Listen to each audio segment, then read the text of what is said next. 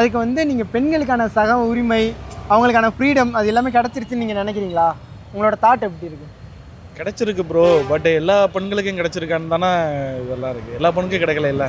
இப்போ சிட்டியில் உள்ள பொண்ணுங்களுக்கெல்லாம் கிடைக்குதுன்னா அவங்களோட எக்ஸ்போரு, அவங்களோட பேரண்ட்ஸு, அவங்களோட இதை பொறுத்து தான். இப்போ எஜுகேட்டட் ஃபேமிலினா அவங்க பொண்ணுங்களை வேறு விதமாக சிபிஎஸ் ஸ்கூலில் படிக்க வைக்கிறாங்க. இது கிராமத்து பொண்ணுங்கள்லாம் பார்த்தீங்கன்னா அவங்க அம்மா விவசாயம் தான். அவங்க என்ன பண்ணுறாங்க, ஊர்லேயே வந்து சின்ன ஸ்கூலில் தான் படிக்க வைக்கிறாங்க.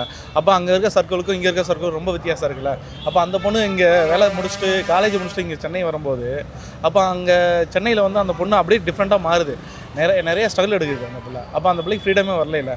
அப்போ இங்கே அந்த கலாச்சாரத்துக்கு அடாப்ட் ஆகிறதுக்கு அது ரொம்ப லேட் ஆகுது. இதே சென்னை பொண்ணு ரொம்ப ஈஸியாக அடாப்ட் ஆகிடும். ஸோ இது ரெண்டு விதமாக இருக்குது. இது வந்து என்ன சொல்கிறதுனா